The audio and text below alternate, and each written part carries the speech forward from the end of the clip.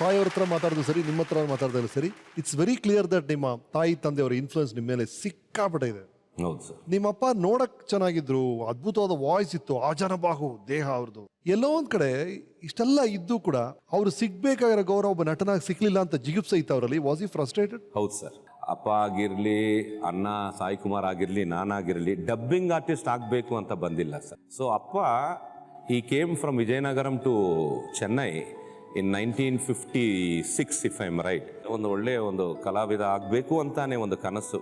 ಅವರು ಬಂದು ಟ್ರೈ ಮಾಡಿ ಅವ್ರಿಗೆ ಸಿಕ್ಕಿಲ್ಲ ಅವಕಾಶಗಳು. ಅಟ್ ದ ಸೇಮ್ ಟೈಮ್ ಜೀವನ ಮದುವೆ ಆಯಿತು. ಸೊ ಅಲ್ಲಿ ಅಪ್ಪ ಅವ್ರ ಜೊತೆಗಿದ್ದವ್ರಿಗೆಲ್ಲ ಯಶಸ್ಸು ಸಿಗ್ತಾ ಇತ್ತು, ಇವರು ಸಿಗ್ತಾ ಇರಲಿಲ್ಲ. Correct. At the same time ನಮ್ಮ ತಾಯಿ ಅವರು ಹೆವಿ ಆವಾಗಲೇ ಅಂದರೆ 18-19 ಇಯರ್ಸೇ ಹಾರ್ಸ್ ಪೋಲೋ ತುಂಬಾ ಅದು ಕಾಸ್ಟ್ಲಿ ಗೇಮು. ಆ ಕಾಡ್ರೆ ಜೀನು ನಮ್ಮ ತಾಯಿ ಇಲ್ಲಿ ಲೂಸ್ ಆಗಿ ಬಂದು ಇಲ್ಲಿ ಕೆಳಗಡೆ ಟೈಟ್ ಆಗಿರುತ್ತೆ ಆ stick. She is highly talented. And new ಡೆಲ್ಲಿಯಲ್ಲಿ ಅನಾರ್ಕಲಿ ಅನ್ನೋ ಒಂದು ನಾಟಕಕ್ಕೆ she got best actress award also.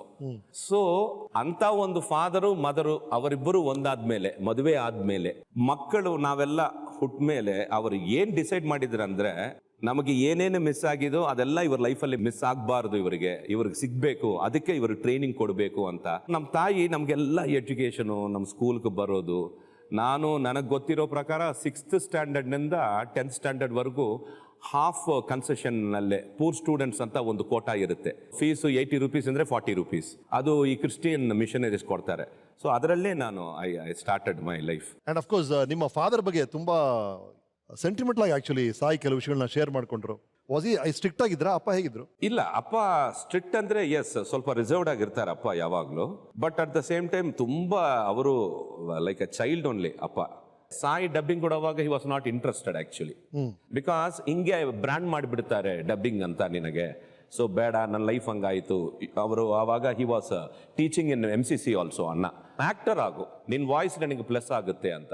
Same thing again happen to me. Even I started my career in 86 as an professional actor. ಅದಾದ್ಮೇಲೆ ಒಂದು 4-5 ಪಿಕ್ಚರ್ ಮಾಡಿದೆ, but nothing worked out for me. ಅಣ್ಣ was already famous for Rajasekhar, Suman, Rajinikanth, all heroes. So ವಿಲನ್ಗೆ ಒಂದು voice ಬೇಕು ಅಂದರೆ, because even ಲಕ್ಕಿಲಿ ತಂದೆ ತಾಯಿನಿಂದ ನನಗೂ ಒಂದು ವಾಯ್ಸ್ ಬಂದಿದೆ. So it helped exactly. Even I was married. So ನಮ್ಮ ತಂದೆಗಾಗಿರೋ ತರಾನೇ ನನಗೂ ಆಯಿತು. ಐ ವಾಸ್ ಮ್ಯಾರಿಡ್, ತಿರ್ಗಾ ನನ್ನ ಜೀವನ. I couldn't wait for movies. At the same time ಏನು ಬಂದಿಲ್ಲ, ರಿಜೆಕ್ಟಿಂಗ್ ಅಂತಕ್ಕಿಂತ ಬಂದಿಲ್ಲ. Almost 25 years. But this is surprising sir. ಅಂದ್ರೆ ಏನಾಗುತ್ತೆ, ಎಷ್ಟೋ ಜನ ಒಂದೇನೋ ಟ್ರೈ ಮಾಡ್ತಾರೆ, ಗಿಟ್ಲಿಲ್ಲ ಅಂದ್ರೆ ಬಿಟ್ಬಿಡ್ತಾರೆ. 25 ವರ್ಷ ಕಾದ್ಯಾರ ಇವ್ರ ಯಶಸ್ಸಿಗೆ. ಅಂದ್ರೆ ಇವ್ರು 86ರಲ್ಲಿ ಎಂಟ್ರಿ ಕೊಡ್ತಾರೆ ಹೀರೋ ಆಗಿ. ಇವ್ರಿಗೆ ನಿಜವಾದ ಯಶಸ್ಸು ನಟನಾಗಿ ಸಿಕ್ಕಿದ್ದು ಕೆಂಪೇಗೌಡ ಅಲ್ಲಿ 2011. 25 years. 25 ವರ್ಷ.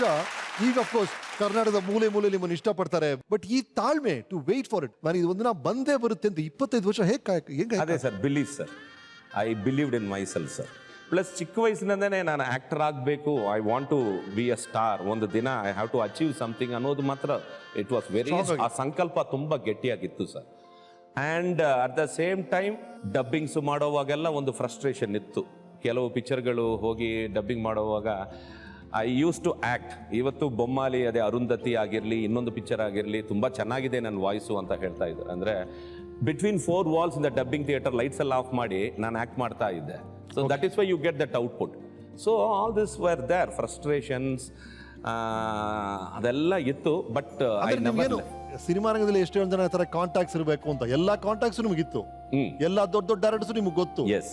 ಯಾರು ಅವಕಾಶ ಕೊಡ್ತಿರ್ಲಿಲ್ಲ? ಯಾರು ಕೊಟ್ಟಿಲ್ಲ ಸರ್, ಯಾರು ಕೊಟ್ಟಿಲ್ಲ, ನಿಜವಾಗ್ಲೂ ಕೊಟ್ಟಿಲ್ಲ. ಅಂಡ್ ಎವ್ರಿ ಡೈರೆಕ್ಟರ್, ಇವತ್ತಿರೋ ನಂಬರ್ 1 ಡೈರೆಕ್ಟರ್ಸ್ ನಿಂದ ಎಲ್ಲರೂ almost all the top from 1 to 25 ಅಂದ್ರೆ all the 25 directors I no.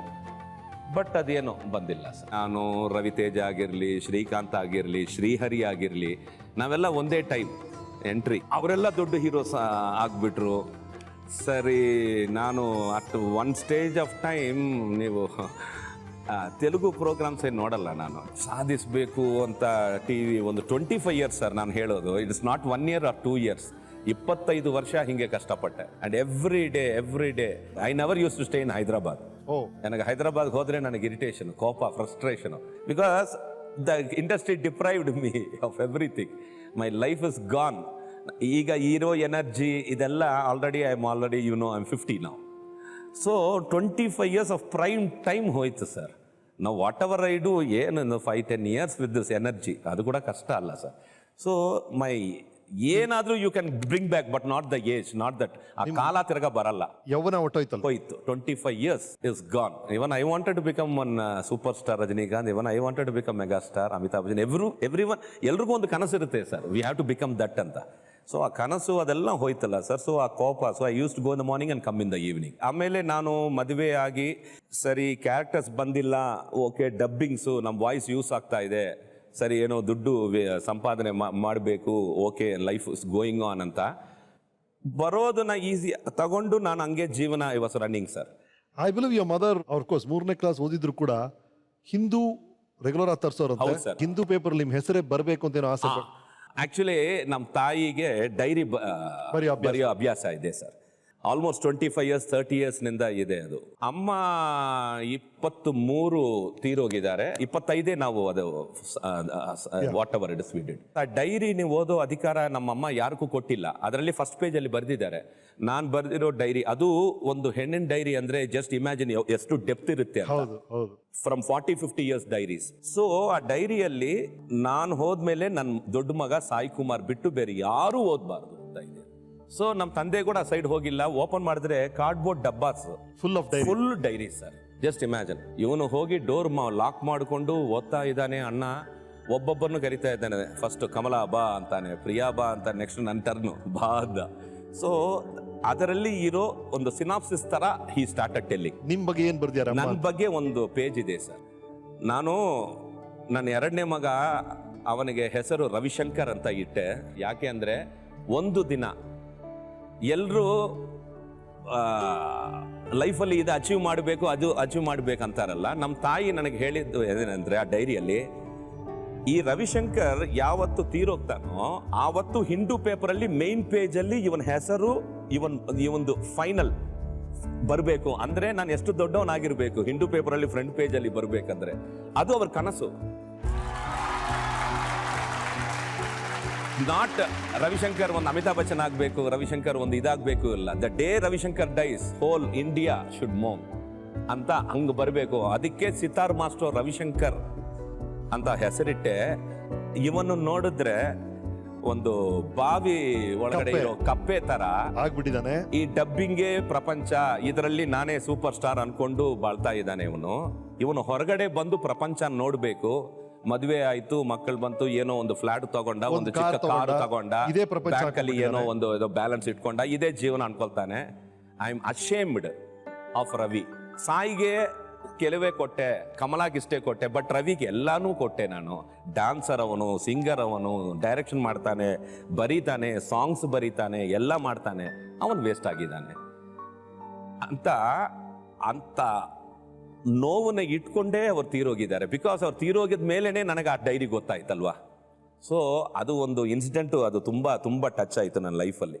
ಆವತ್ತು ಅನ್ಕೊಂಡೆ ನಾನು, ಓ ಎಷ್ಟು ವೇಸ್ಟ್ ಮಾಡಿದ್ದೀನಿ ಆ ಜೀವನದಲ್ಲಿ ಅಮ್ಮ, ಎಷ್ಟು ನೋವು ಅನುಭವಿಸಿದೀಯಾ ಇಷ್ಟು ವರ್ಷ ನನ್ನ ಅಂತ. That day I took a decision, ಇಲ್ಲ